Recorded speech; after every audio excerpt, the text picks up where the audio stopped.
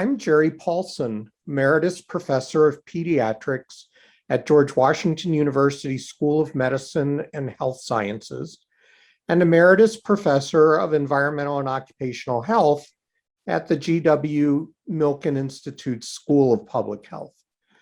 We are very happy to have this opportunity to, in observance of Children's Environmental Health Day, to be discussing electromagnetic fields and concerns about the impact of electromagnetic fields on the health of children. The issue of exposure to electromagnetic fields is clearly an issue deserving more attention than it has received to date. Cell phones, Wi-Fi connected tablets, and cell towers all use radio frequency radiation to communicate. Some of wireless radiation is absorbed into our bodies, and children are uniquely vulnerable to this radiation as they are uniquely vulnerable to so many other environmental health hazards. They absorb radio frequency radiation more deeply into their brains and their bodies, in particularly because they have a thinner skull and smaller heads, and their brains are rapidly developing as opposed to those brains of adults. Additionally, children have a longer lifetime than we as adults do for problems to develop. At the present time, cell phones are a primary source of exposure to electromagnetic fields for children and are regulated by the Federal Communications Commission, or the FCC. Today's regulations are not protective of either adults or children. I'm joined by two wonderful individuals today, each of whom bring a great deal of expertise to this discussion. Theodora Scarato is a clinical social worker and executive director of Environmental Health Trust, a scientific think tank focused on research and policy to reduce public health impacts from toxic environmental exposures.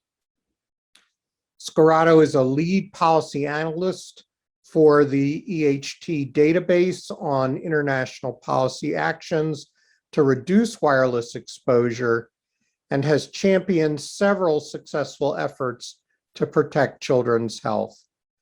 Her advocacy on safe technology led to the Maryland State Commission on Children's Environmental Health reviewing the issue of cell phone radiation, wireless radiation, and issuing recommendations on how to reduce wireless radiation from tablets and other wireless devices used in schools. EHT was a lead petitioner in a landmark lawsuit against the FCC regarding their safety guidelines for exposure to wireless radiation, and the organization is working to support awareness on why and how to reduce wireless radiation nationwide. Dr. Uloma Uche is a postdoctoral fellow with the Environmental Working Group, a nonprofit health research and advocacy organization with headquarters in Washington, D.C. Dr. Uche conducts research using statistical models and methods to evaluate data in the fields of environmental health sciences and public health. She and Dr. Olga Nandenko recently published a paper entitled Development of Health-Based Exposure Limits for Radio Frequency Radiation from Wireless Devices using a benchmark dose approach, which appeared in Environmental Research in July. Uloma, can you please describe the unique approach that you used in this research and the results of your research? Thank you so much. So before I kind of talk to us about the unique approach that we use in our study and also our findings, is what mentioning why we actually conducted this study.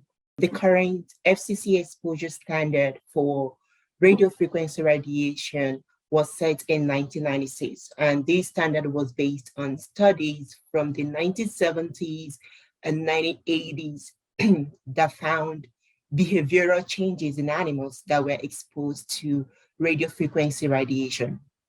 With the latest science linking radio frequency radiation exposure to adverse health impacts, such as the increased risks of cancer in the heart, brain, and even the thyroid gland, neurological disorders, developmental reproductive disorders, and so on. You expect the FCC to update its standard, but that never happened. So at EWG, we review the latest science, by using incident data from the 2018 National Toxicology Program study to estimate an exposure limit that would adequately protect children and adults against adverse impacts associated with radio frequency radiation exposure. One thing we need to note is the fact that the NTP study is one of the largest long-term studies on the health effects of radio frequency radiation exposure. So for our study, we kind of relied on the methodology developed by the Environmental Protection Agency, that's EPA, to assess human health risks, arising from toxic chemical exposure. So with that methodology, our analysis, results of analysis suggests an exposure guideline for children that is 200 to 400 times lower than the current FCC whole body exposure limit of 0.08 watts per kilogram. For adults, that should be 20 to 40 times lower than the FCC limit. So EWG kind of recommends that the Federal Communication Commission, that's FCC, adjust these outdated health standards for wireless radiation, that was last reversed a quarter century ago, well before the wireless devices became everywhere, heavily used appliances, even with modern life. So with the latest science to protect the general population, especially children. So with advanced technology changes and, substantial evidence linking radio frequency radiation exposure to adverse impacts, simple steps to reduce our exposure are strongly encouraged. And my colleague will also be talking to us about these steps. Thank you very much, Uloma. I think the information that you and your colleague have produced will hopefully motivate the FCC to begin to change its regulations.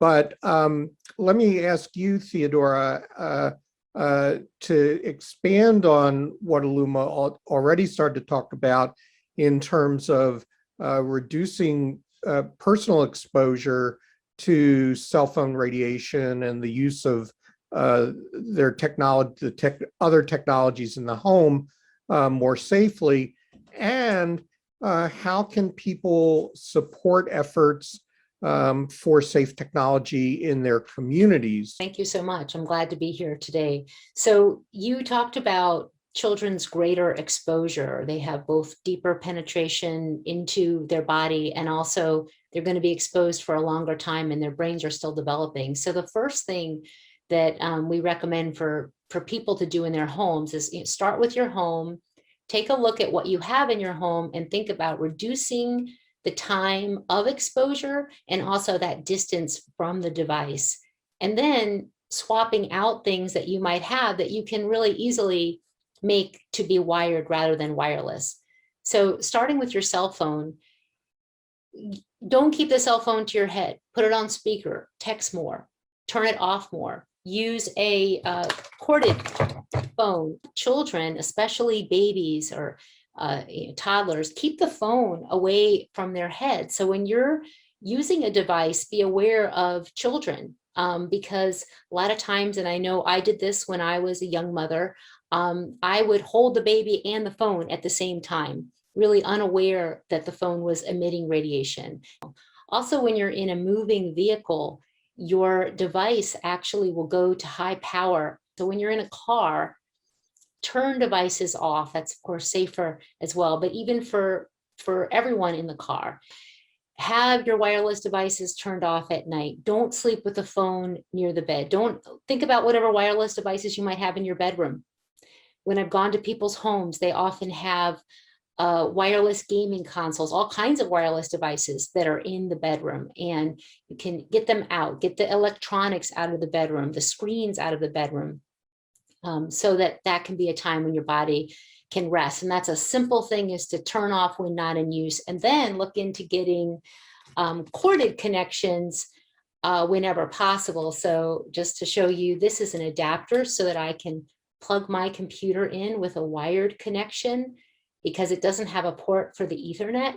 So you plug in with Ethernet. It's also faster, and you don't have a lot of dropped calls with Zoom and all of the virtual learning. So getting hooked up with an Ethernet connection in your home, think about with your computer and your setup using wired things such as your mouse, choosing a mouse with a cord, your printer, connecting it with an Ethernet. If you have gaming consoles or all of the speakers and all of these devices, these electronics we have now, choose the wired option or have it on a power strip where you can actually turn it off. One of the important things that I learned about wireless devices that I didn't know when I first got into this about a decade ago was that they are always connecting with their what's called a base station. So a phone is always checking in with the cell tower, and likewise, a Wi-Fi or wireless device is always checking in with its base station, the router or whatever it's connecting with. And even when you're not using it, it's connecting, and that connection is creating these emissions, which are then absorbed into us when we're near the device. So there are a lot of other things that we have online and share in the resources section as to how you can reduce exposure. But one of the most important things that we need to do to elevate this issue, to get the meaningful policy changes that are needed, is to address the lack of federal regulations that are protective. We really recommend raising awareness on this issue in your community, with your friends and family and with your elected officials, so they know about this issue and they are putting children front and center. Children's health needs to be the question at hand when we look at any policy, or how is this going to affect children's health, and what protections do we have in place. We also need protections in terms of where cell towers are being placed. So in your community, find out what the rules are about cell tower placement. And there's some communities that have setbacks for schools and for homes and for parks and for playgrounds to ensure that there's a distance between the cell towers and where we live, work, and play, and where our children are. So advocating for more protections in terms of placement of infrastructure is really important.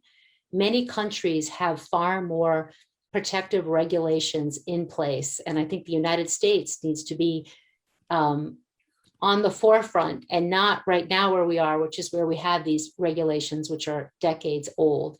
So in France, for example, they post the radio frequency radiation levels in the environment publicly, and they even do real-time measurements.